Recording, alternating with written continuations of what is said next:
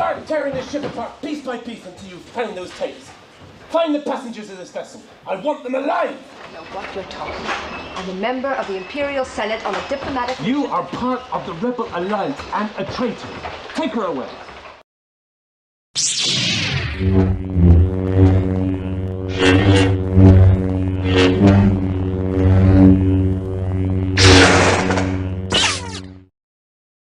I only had a few Star Wars toys when I was a child, and this was one of them. Oh dear. Okay, so today we're comparing these two, the Standard Edition Empire Strikes Back with the Special Edition Empire Strikes Back. So before you ask, that was the original voice of actor David Prowse, who played Darth Vader's physical appearance. So he was around from this neck of the woods, and he spoke like a Bristolian, you see.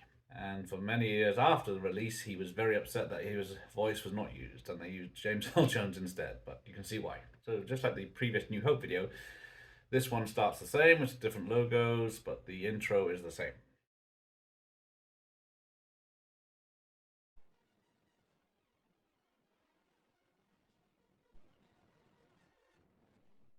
So from these first shots, you can see the difference in the picture quality.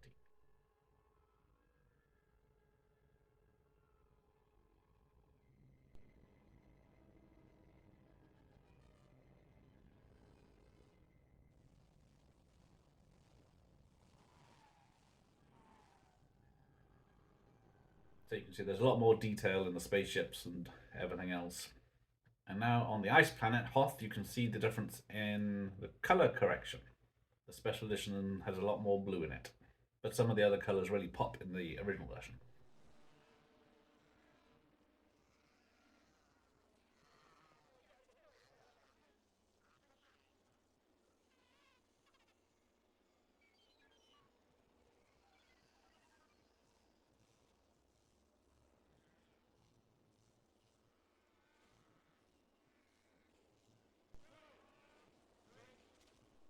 Now, coming up is the new scenes that are featured with the Hoth monster.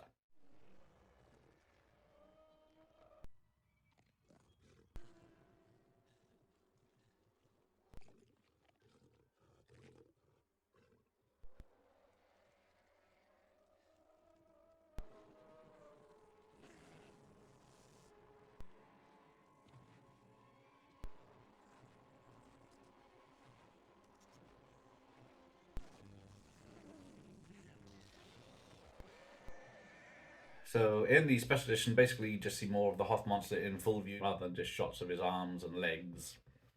And of course you get to see him without his arm. So next up is the Battle of Hoth.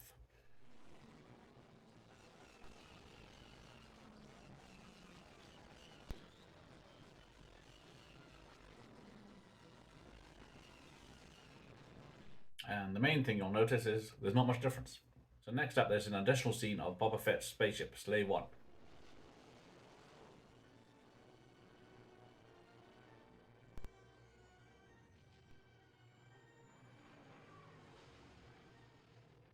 So as you can see, just all it was an extra scene of his spaceship following the Millennium Falcon. So now we get the introduction to the Sky City.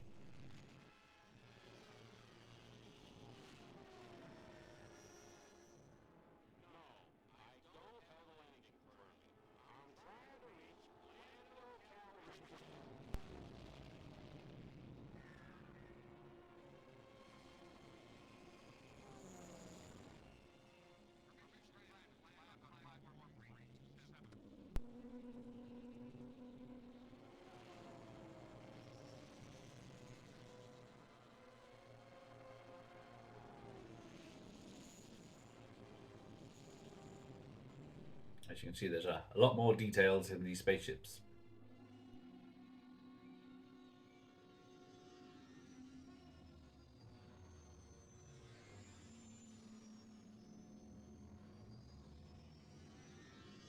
So quite a few changes here with the spaceship flying around the city.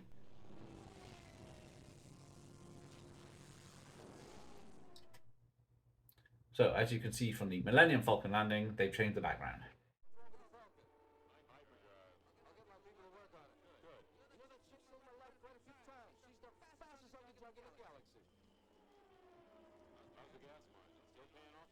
So looks like there's just a lot more space traffic in the special edition. And did you notice that C-3PO has a silver lower leg in all of the trilogy? So now coming up is a few of the additional scenes of the Sky City.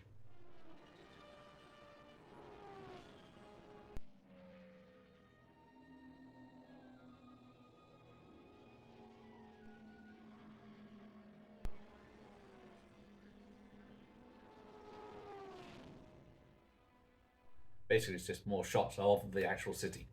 So coming up now is a lot of scenes where the background's been changed.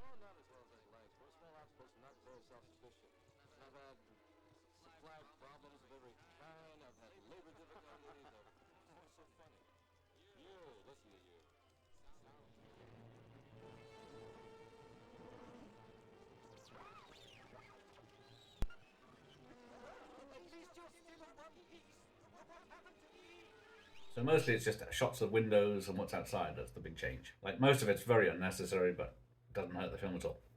So again, a few minor changes, but they don't make much difference to the film. It does make sense that George Lucas wanted to show more of the Sky City. Next up is part of the lightsaber fight with Darth Vader and Luke Skywalker.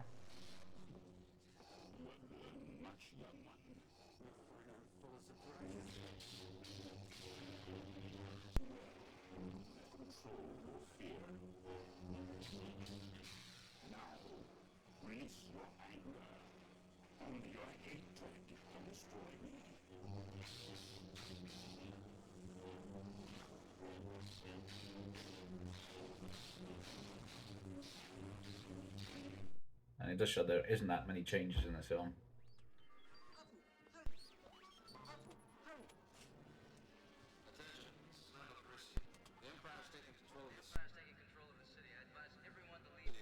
Everyone to leave before more Imperial troops arrive.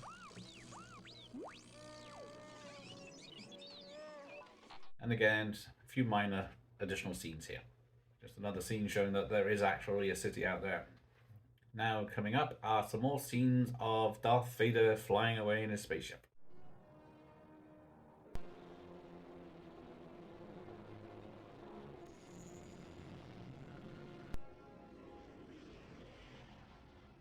I guess we needed to know that he left the Sky City and ended up on the Star Destroyer.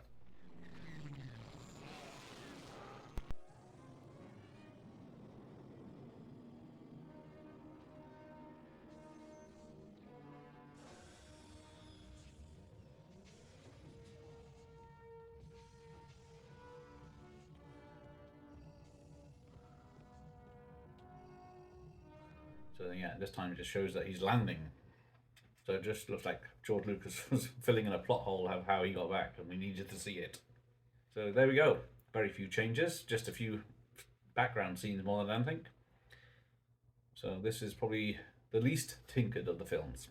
So thanks for watching. I will leave you with the end titles to both films. Here endeth the lesson.